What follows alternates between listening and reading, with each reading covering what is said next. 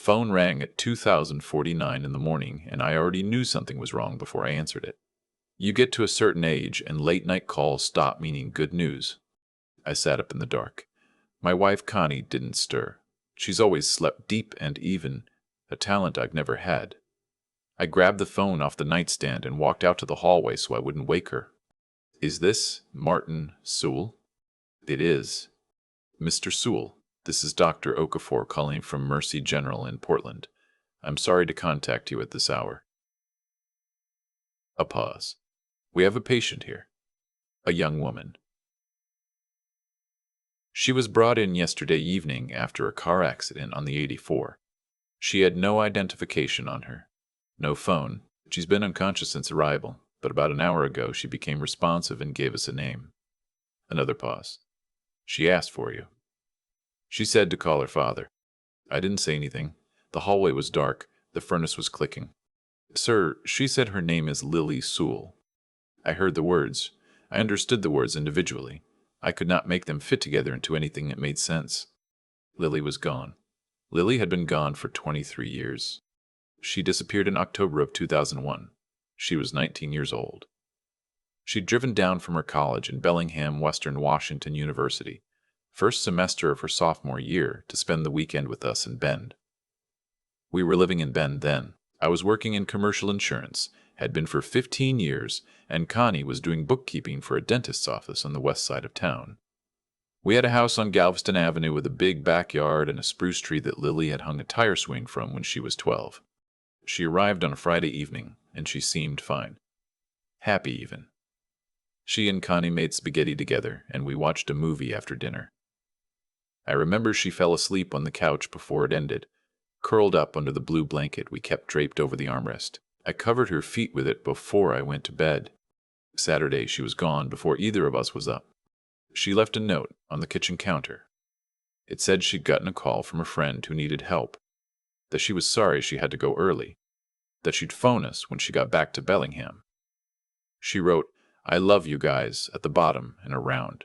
Looping handwriting. She had a habit of drawing a small star after her name when she signed things. There was a small star at the bottom of that note. She never called. We tried her roommate. We tried the friends from high school we had numbers for. We called Western Washington and were told she hadn't been in class Monday or Tuesday. By Wednesday, we had filed a missing persons report with the Deschutes County Sheriff. By the following weekend, there were flyers up along the highway. She was 19. She had one small scar above her left eyebrow from a bicycle fall when she was 8. She had brown hair, the same light brown as her mother's, and she was 5'4". She laughed loud when something really got her, the kind of laugh you could hear from 2 rooms away. She liked cinnamon gum and bad horror movies, and she'd been trying to teach herself guitar the summer before she left for college. For 3 years we didn't know anything. Then in 2004, the Oregon State Police contacted us and said they had remains. A partial set found in a shallow area near a trailhead outside Sisters, roughly 30 miles from where we lived. They said the remains were consistent with a young woman. There was no dental record match.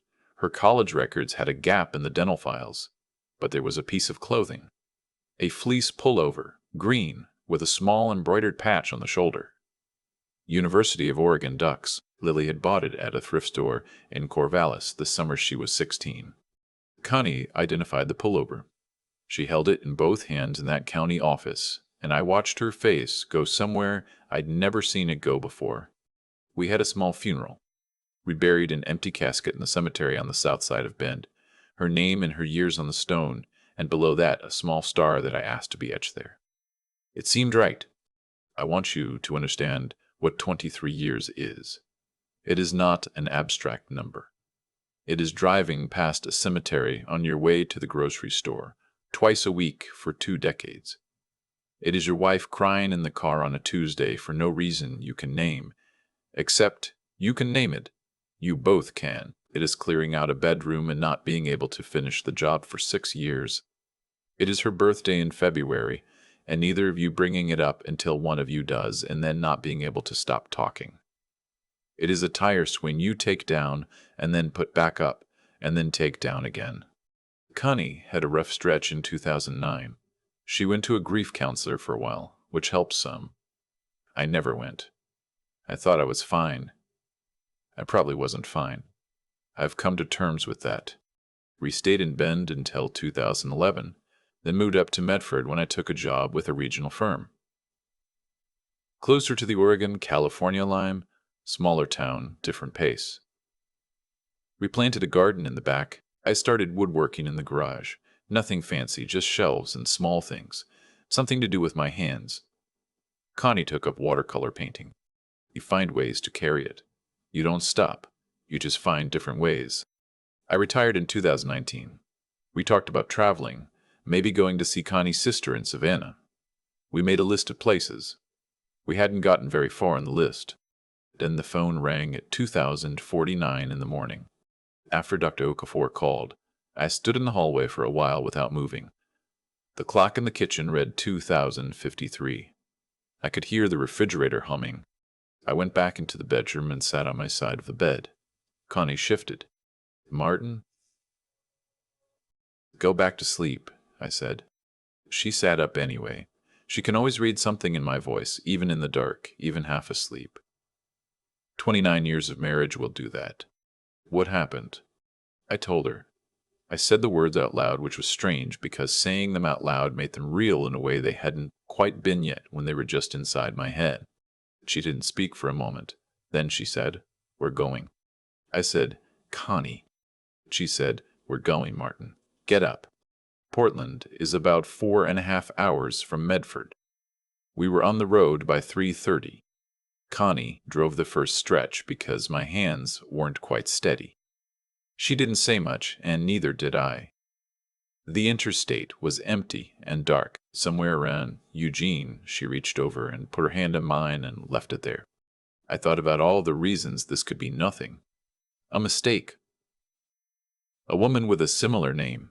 A woman in a confused state after a head injury saying something she didn't mean.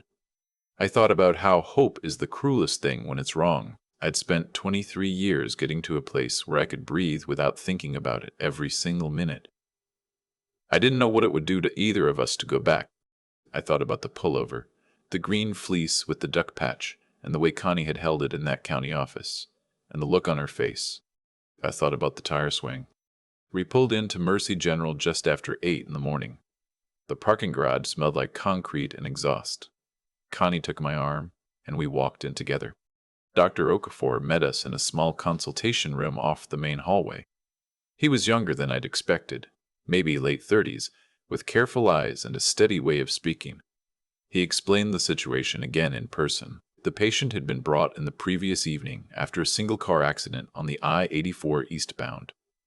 A good Samaritan had called it in. She'd been unconscious at the scene, and for several hours after admission. The accident had caused a concussion and a broken collarbone. No other major injuries. When she became responsive, he said.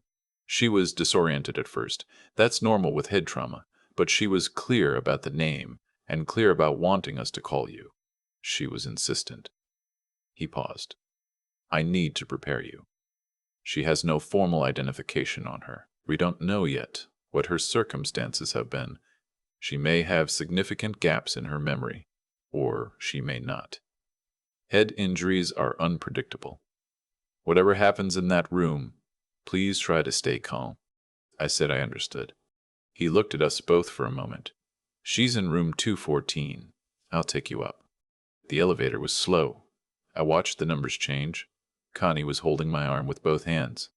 The hallway on the second floor was quiet, the overnight staff doing their rounds, the fluorescent lights steady and neutral. We stopped outside a door with a small window in it. I could see a shape in the bed, a thin shape under a white blanket, monitoring equipment to one side, an IV line running. Dr. Okafor said, "Take your time." I pushed the door open. The first thing I noticed was her hands. She had them folded across her middle, resting on the blanket. Her hands had always been a certain way, narrow across the back, long fingers, a small crook in the right pinky that she'd gotten from falling off a bike the same day she'd gotten the scar above her eyebrow. We'd gone to urgent care for that, and she'd held her pinky out the whole drive home, pointing at things through the window. Her eyes were open. She was watching the door. She looked different. Of course she looked different. She was 42 years old. She had lines at the corners of her eyes, and her hair was shorter than I remembered, darker. And there were a few gray strands at her temple. There was a bandage at her hairline from the accident. Her collarbone was stabilized in a brace. But there was something in the way she went still when she saw us that I recognized. She always went still like that before she cried, right before, like she was holding everything in for one last second. She said, "Dad." That was it. Just the one word. Just that. Connie made a sound behind me that I don't have a word for. I walked over the bed and I sat down on the edge of it and I took her hand, the one with the crooked pinky, and I held it. She was shaking a little. I was shaking too. I didn't try to stop it. I said, "I've got you. We're right here." She closed her eyes. It took several days before she could tell us much. The concussion had left her tired, and the medication made her drift in and out. We took a room at a Marriott 2 miles from the hospital, and we went back and forth every day. Connie brought her things, a soft cardigan, a proper pillow from the hotel, some good hand lotion, things that seemed small and were not small at all. On the third day she was clearer, and she talked.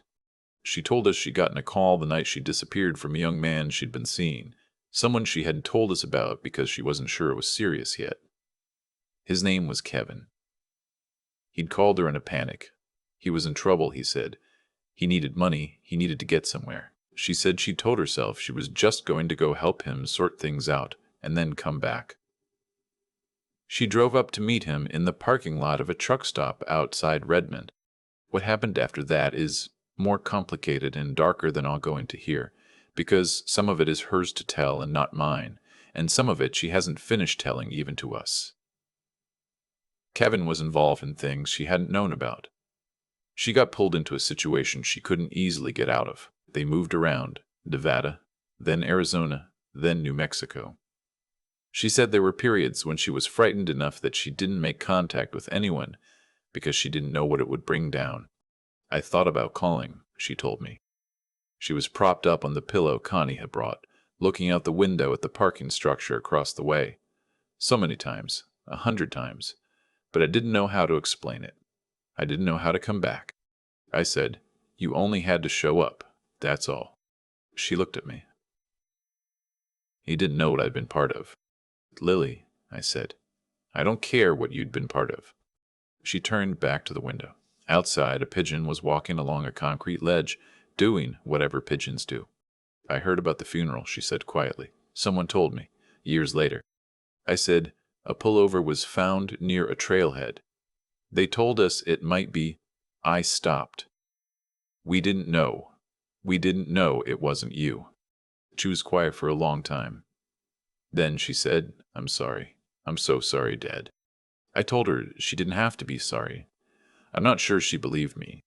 I'm not sure sorry even covers what any of us were feeling in that room, which was grief and anger and relief and love, all at the same time, all pressing against each other.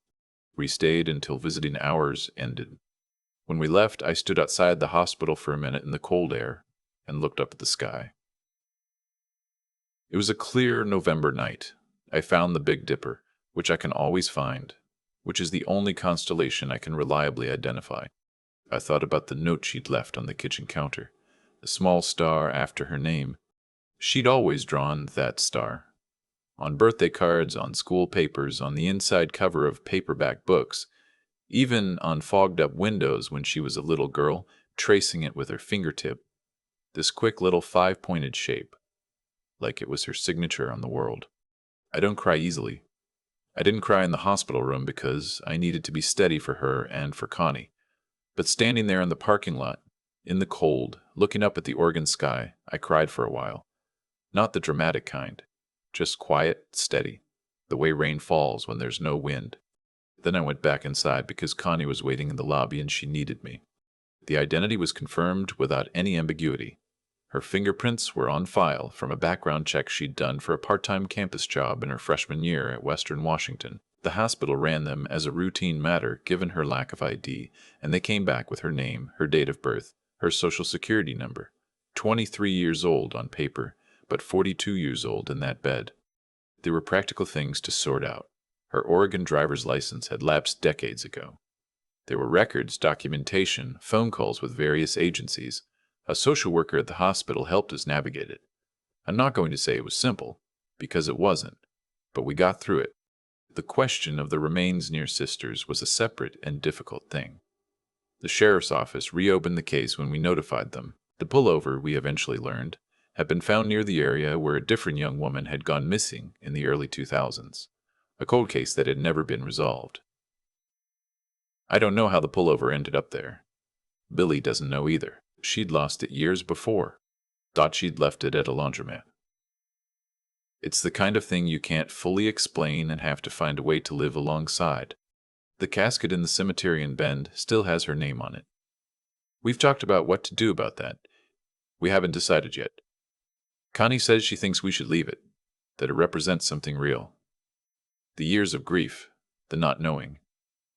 And that maybe grief deserves a place in the ground too. I think she's right, but it's still strange to drive by it. I don't know if that strangeness ever completely goes away. Lily spent 2 weeks at Mercy General, and then we brought her home to Medford. She's been with us for 3 months now. She has the bedroom at the end of the hall, the one that looks out over the garden. She sleeps better than she did at first. She's been talking to a counselor, a good one, a woman in Medford who specializes in reintegration, which is a word I didn't know before all of this. We're all talking to her, actually. The three of us went together twice, which was strange and useful and necessary. Lily is quiet in ways she wasn't when she was young. She thinks before she speaks now. She watches things carefully. But the laugh is still there. Not all the time, but it's still there. That loud, sudden laugh that comes up from somewhere real, the kind that makes you stop whatever you're doing and smile. I heard it last week when she was watching something on her phone in the kitchen, and I was in the garage, and I heard it through 2 walls, and I had to set down what I was working on for a minute. I keep a piece of wood with a small star carved into it on the shelf above my workbench. I made it the first week she was home. It's not fancy. Just pine, just a 5-pointed star cut with a detail knife, maybe 3 inches across, but I look at it when I'm working, and it helps me feel like my footing is solid. We still haven't gone to Savannah. It's still on the list. Maybe next spring, Connie says, and maybe we take Lily with us this time. It's something to look forward to, which is a thing I didn't have enough of for a long time. There's no clean ending to something like this. People want there to be, and I understand why. But the truth is that some things break and come back together differently. Not worse, just different, with a different shape, the seams still visible. That's okay. I've come to think the visible seams are part of it. Connie made cinnamon rolls the first morning Lily was home with us in Medford. She'd asked for them on the drive back, quietly, almost like she was embarrassed to ask for something so small. Connie said she'd have to remember how. It had been a while, but she figured it out. We sat in the kitchen and ate them while the light came through the south window, the 3 of us at the same table, not saying much. That was enough. That was more than enough. That was everything. I keep coming back to the note she left on the kitchen counter. 23 years ago. The small star she drew after her name. She didn't leave because she stopped loving us. She left because she was 19 and scared and trying to help someone, and one decision pulled her into a current she couldn't swim out of for a very long time. I've thought about that a lot, not with anger. I moved through the anger years ago, somewhere around 2007, in a parking lot in Medford after a particularly bad February. What I come back to now is something quieter. The understanding that the choices we make when we are frightened and young can shape decades, not because the universe is punishing us, just because that's how cause and effect actually works. One door closes another. One road taken means another one isn't. Lily made choices I wish she hadn't. So did I, in different ways. I was a father who didn't always know how to make it easy for his daughter to tell him hard things. I don't say that to punish myself. I say it because it's true, and because I think the honest examination of your own part in things is the only kind that's actually useful. What I've watched in Lily these past 3 months is something I don't have a perfect word for. She came back without excuses. She sat in that hospital bed, and she looked at her mother and me, And she didn't try to minimize what 23 years of silence had cost any of us. That took something real. Not just courage in the dramatic sense, the steadier kind. The kind that gets you through an ordinary Tuesday when the weight of everything you've carried is still sitting on your chest, and you get up anyway, and you make the coffee and you try again. I think that kind of character, the willingness to face what you've done and keep moving towards something better, that's not something you're born with. It's built, slowly, through hard years, through choices that didn't work out, through getting to the far end of something painful and deciding you're not going to let it be the last word. And there's a matter of wisdom, too. Connie is the wiser of us, always has been. She's the one who said to leave Lily's name on the stone in Bend. She's the one who understood that grief deserves a place, a real and permanent place, not just a feeling you outrun. I didn't see it that way at first. Now I think she was exactly right. You can't pretend 23 years of mourning didn't happen just because the ending changed. It happened. It was real. And it made us who we are now, people who know, in a way that isn't abstract, what it means to lose something and what it means to have it returned. I look at the small carved star above my workbench and I think, this is what remains. Not the loss. Not the years of not knowing. What remains is that we were still here when she needed us to be. That we got in the car at 3:30 in the morning without hesitating. That Connie knew the right thing to bring to a hospital room, a soft cardigan, a real pillow, hand lotion, because she understood that being found after a long time means needing small dignities first, before the big conversations. We're going to Savannah in the spring, all three of us. I still can't find most of the constellations, but I can always find the Dipper. And for now, that's enough to keep my bearings.